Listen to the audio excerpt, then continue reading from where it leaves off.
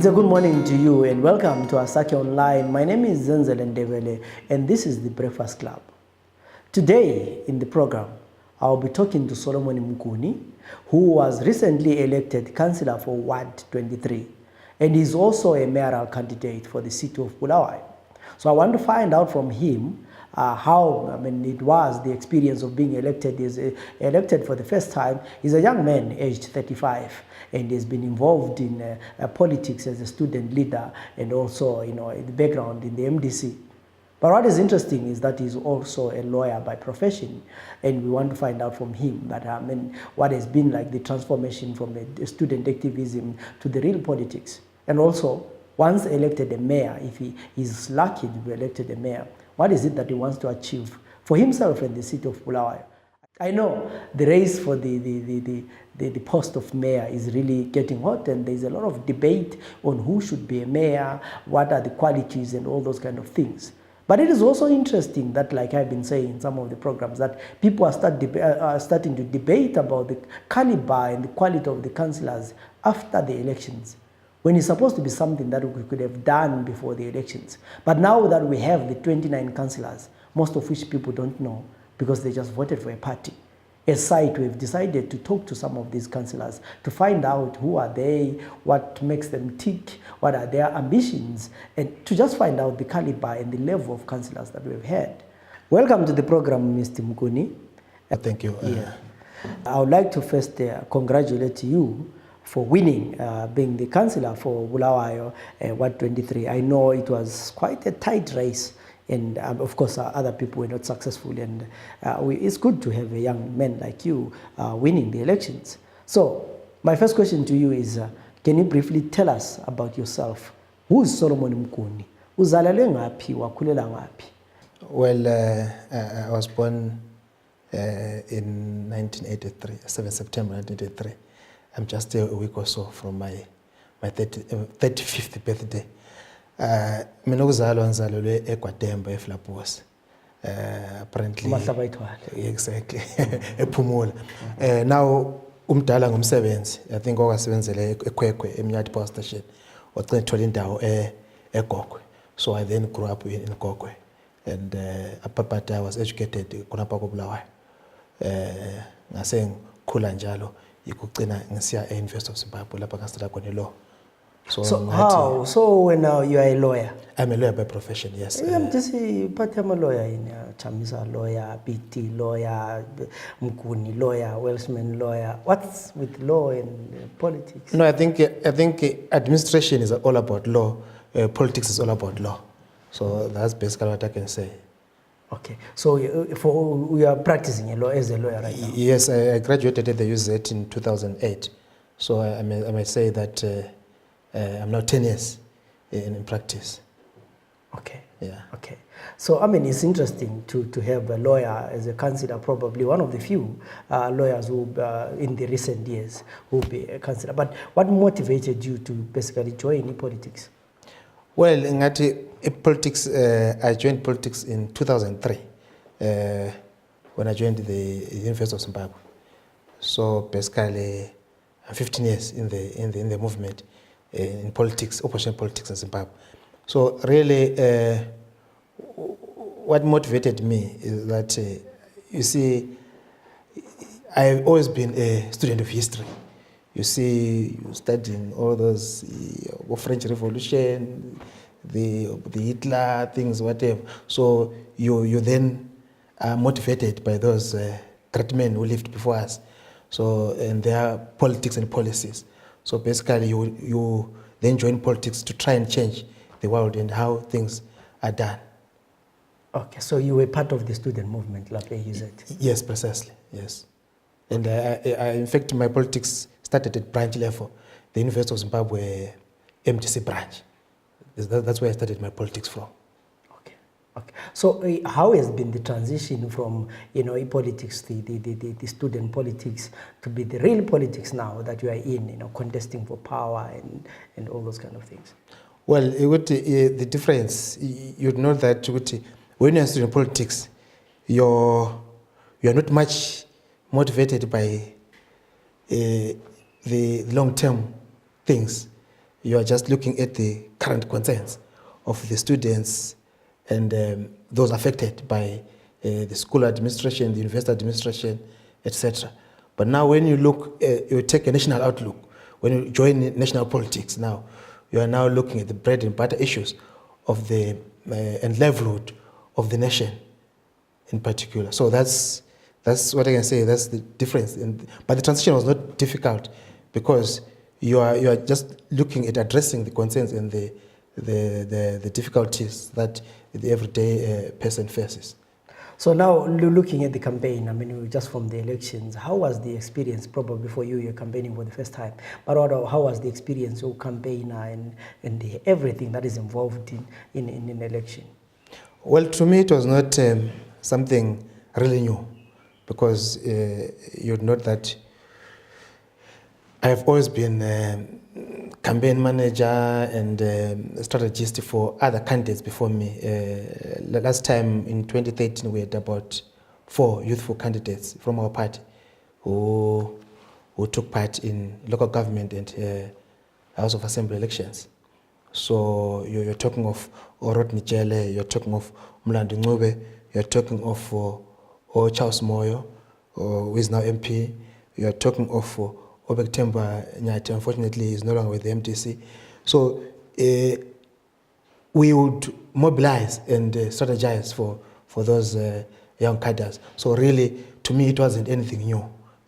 Now that I was personally involved now as a candidate. Yeah. Yes. So you find with the elections that because of their nature, they are harmonized. And people tend to concentrate a lot and probably parliamentary elections and presidential. To the extent that they will go and vote for individuals, probably council, and people don't know who their councillor is. But in your ward, what are you doing to actually say, maybe wanting to choose, because you might find that well, yeah, the instances where you then meet people to say, but really, you see, the structure of politics is such that you have your political structure, your political party structure, then you have the generality of the people, maybe say in the ward or the constituents. So really, you'll be known to your political structures and maybe your neighbors, etc. But now then, when you're elected now, you now need to appeal to the greater community that has voted for you. Because when you look at your structure, it's just maybe plus or minus 150 people per ward. So, but now when you get over 3,000 people electing you, so it then shows that it's not only about your structure, it's about the greater community now, which you now have to appeal to them more than the structure that runs your campaign or which runs your politics. So now it then becomes a duty after the election now to then reach out to the generality of those people in a way to then say, yeah, I'm your leader. I'm not only leader of my political party. My policies will not only be to take care of those people from my party. So you are now saying, I'm now a councillor for all. You are uniting people, even those who didn't vote for you, and even those who contested for you. Some of them are leaders. You find out that you find out those contestants are actually resident chairs. So you now need to impress everyone and then work with them. So now looking at this is the first time going to be a councillor of Bulawayo. What made you to decide which one you want to be a councillor? What is it that really you want to change in the council? Well, like I said, politics is all about the law. Administration is all about the law. You see, there are a lot of shortcomings that sometimes you see with had I been there, maybe I would have done things differently in terms of what not all resolutions sometimes may be as appealing to the generality of the public and even yourself. But then to sit back and then say somehow things will change themselves without participating. You will not be letting only yourself down, but even those people who may benefit from your expertise. So, I mean, do you have anything in specific go to when I'm non-figure counseling, this is what I want to see in terms of development or otherwise? Well, there are a lot of corporate governance issues where on the sidelines you'll be seeing, but how are these guys doing this thing this way? Fine, I may not be at liberty to expose those things before I'm even involved in those things. But there are a lot of corporate governance issues, for instance, where you say, no, had I been there, maybe I would do things differently so that I was set most forward. Yeah. So you find it's gonna usually abantu they look at council and they associate it with the abantu abadala. We now have a number of quite young people who are counseling. You're talking about Umlandu and many others, probably another few, maybe 3 or so young councillors that have been elected. Mm-hmm. How do you think this is going to change the direction of ECT Council in terms of coming up with the policies that favor young people? Well, if you followed the events in our party, the MDC, since March, you see that the ascendance of a young, vibrant leadership in the shape of Advocate Nelson Chamisa brought with it a campaign based on hashtag generational consensus. So we are saying it's a break with the past. Young people must now take part in decision making. Young people must now take part in public sector management. Young people must now be part of the development, not only of their city, but the country at large. So we are saying we're bringing in a new flair, a new way of doing things, fresh and vibrant ideologies, and a new way of doing things. There's also, in the last council, we saw my councillors at one point suspended of corruption and all those kind of things, and people have been saying, my councillors are just going there to give themselves stands. You know, what's your comment on that? Well, it has been a challenge, not only in Bulawayo, the issue of corruption in local government circles. Yeah, I think, like I said, those are some things that you say,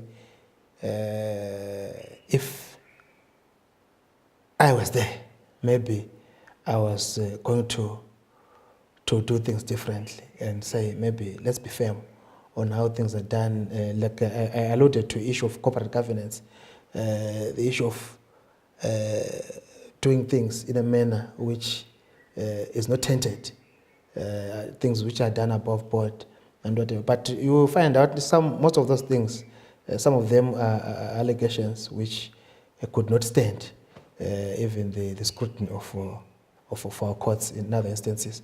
But we're just saying we need capacity in our local authorities, and we need people who are keen to do things above board. So, I mean, one of the issues, of course, that comes with the new council is the election of mayor. And there has been a lot of talk about the mayoral and deputy mayoral post for a various number of reasons. But my question to you is, have you applied to be mayor of Bulawayo? Well, I took a decision, I would say a rare decision for that matter, to apply for that. In fact, maybe I'm the youngest of the applicants, the 6 applicants who applied for that mayoral post. Yes, I did apply. Okay. Do you think your age is an advantage or is a disadvantage? Well, like I said, I think I've alluded to the question of the issue of capacity, the issue of vibrance, the issue of new ideas. I think I have the capacity, I have the new ideas, I have the zeal and the power to drive the city forward. So, if you were to be elected a mayor, what would be what's your vision for the city? What is it that you want to introduce? What is it that you want to change? What is it that you want to maintain? I mean, in your tenure, what would we say? I mean, Mguni, mayor of Bulawayo, I mean, things moved from this position to that position. We have had predecessors before us who have done exceptionally well in shaping the discourse of this city. So basically what we are doing, or what we will do, we will start from where our predecessors left and see how best you can take over. But most importantly, our predecessors introduced, or rather they were working on a principle of twinning, where our cities are twinned to other metros, municipalities and cities across the world, the globe. But most importantly, what we are saying is that we must now revisit those twinning agreements and see which of those agreements really benefit us, and learn from those cities who have done well. We can look into infrastructure, because really our infrastructure is very old, and we're even behind time. So we need to play catch up with the rest of the world, especially those progressive cities, which are our twin sisters, our twin cities rather.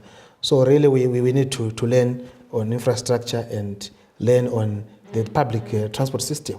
We also need to learn on how they've managed to lure fresh capital, new investments, in terms of the incentives which they give to investors, so that we bring back the former glory of our city.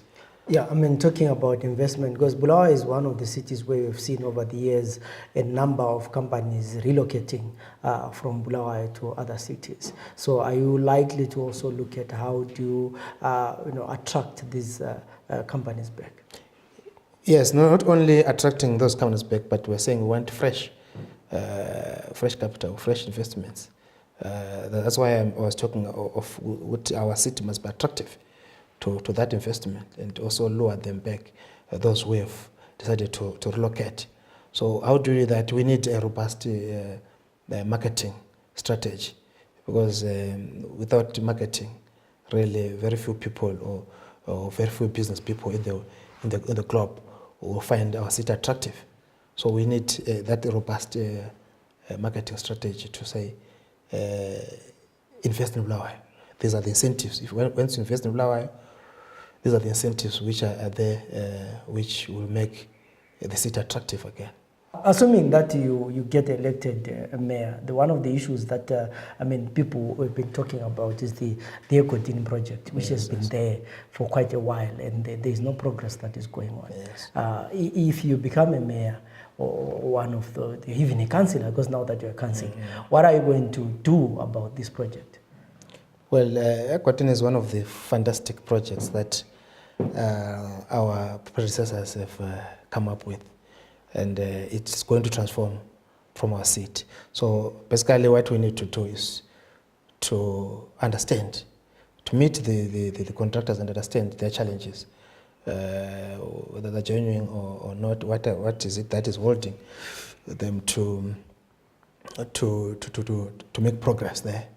And then only after we have met them and understood their challenges, can we then make a decision on whether we proceed with them or a new contractor takes over. So really we cannot make a decision now that we have not yet understood what is it that is holding them, because we really need that project, because it will transform our city. I know that the issue of mayor and deputy mayor probably is also a political issue, in the sense that your party has to endorse you and all those kind of things. And we know that you guys went for interviews and all those kind of things. So at what point does the party then say, we have decided as a party that this is our candidate? Well, in terms of the law, you note that there's really no such requirement for us to go for party interviews. The councillors, on their first sitting, they elect the mayor and the deputy mayor.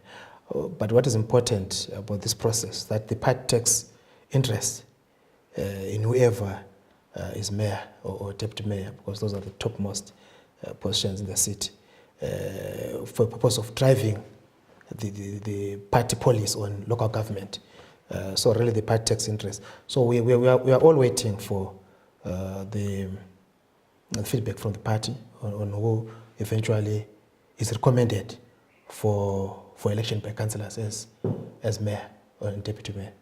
But already you guys, are you lobbying each other within the council? Because, I mean, the party can recommend, but they've done it before, that they disregard the recommendation of the party. So within the councillors, are you guys now lobbying each other on the... Well, you really, no one would want to leave a stone unturned. So you involve yourself in all those processes so that, but most importantly, our members, our councillors are disciplined cadres of the party. I don't foresee anyone being tempted to disregard or disobey a directive of the party. So we are only doing this as a formality to say we talk amongst ourselves on who really is supported by other councillors as a matter of finding whether there's a general consensus. Sorry, there must be a general consensus at least. Not a generational. Yeah, a general consensus from amongst the councillors as whether they prefer Mguni or they prefer someone else to be mayor. So really, it's a process which we're all doing whilst awaiting the directive of the party. So in the case that the party does not recommend you, would you accept that, or you still lobby other councillors to elect you as a mayor? No, like I said, I don't think there's anyone amongst the 29 elected councillors of the MDC Alliance who would want to disregard a position of the party. If the party feels that I don't have the capacity, and if the party feels that candidate B or candidate C has the capacity to lead our beautiful seat, then so be it. I will abide by the decision of my party. It's quite an interesting time that we live in Bulawayo, and I think, like I said, we have younger people coming in and all those kind of things. But what would be a word to other councillors? We have seen sometimes people get into council and really do nothing. But what do you hope with as a council you are going to achieve? I think what is important is teamwork. We need to remain united. I know this period between elections and the time that we are going to be sworn in has been a bit divisive on the question of mayor, deputy mayor, etc. But what is important is for us to realize and remember that we are still members of the same party. We have been elected on the basis of the promises that our party made, on the basis of the policies that our party has on local government. So we need to remain united and work as a collective in this 5-year term, so that we remain relevant to the city and its residents. There's still 2023 to fight for.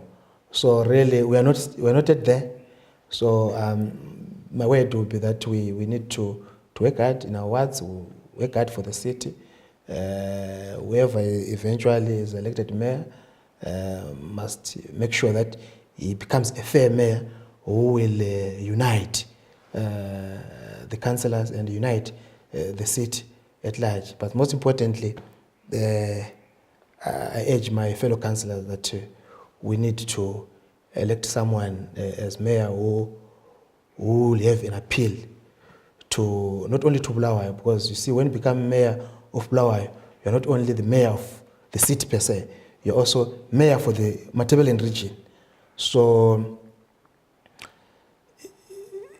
that particular individual must be someone who is appealing to the whole region at large. Hayi Mahlabe Zulu olendlebe uzizwele lijaha la koMguni ke lelu Solomon, he was talking to us about his new found position as the councillor for Bulawayo, and he also, like Limzwile, he has indicated that he is interested in being the mayor of Bulawayo. A young man, very young, 35 years of age. So I'm not sure lapha ukuthi kuba mayor kule age ukuthi sifuna abantu abadala, sifuna abantu abancane. We know that the MDC has been going on about generational renewal. We know the leader of the MDC is a young man aged 40. So we see that cascading to our councillor as well. So the race of the city of Bulawayo, a position mayor, is really getting interesting. I think we have talked to most of the people who want this position. There are about 6 people who put their applications and they interviewed for the job of the mayor, and about 5, I think, for the job of deputy mayor. So we'll see at the end of the day, first of all, who the party is going to recommend for this post, and lastly, who the councillors themselves are going to vote for. Because while the party can basically recommend, it's up to the councillors to vote when they meet for the first time on who they want to be the mayor. So, and we are hoping that at the end of the day, we are going to have a mayor who's going to serve the people of Bulawayo and make Bulawayo a great city. Kube for sure ekontutu ziyathunqa komfazi uthaya indoda iBulawayo siyaziyo labadala babegada amabhasikili bebanengi bevela amanda khona ngale, because most of these areas that used to be industrial areas now sezavala sezingama church, and there is little production that is going on. So till we meet again next week, have a good weekend. Tunjambila, the journey continues. 9 albums and counting. James Marabini, sekwenzile njalo. Live at the Bulawayo Theatre, 31 August 2018, 6 p.m. till late. Nanso, fresh and funky, from the heart and soul of James Marabini.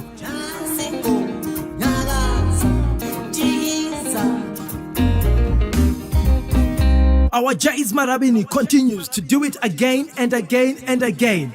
Tunjambila, this is one not to be missed. Zuluganda, bantu abahle, ngiyabonga usekelo lwenu, ngithanda nonke.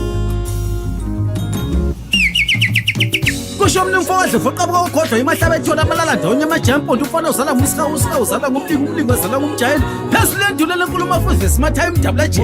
Hayibo. Ozani ngobunengi benu. Uthola ukuthi hey, kusazoba late.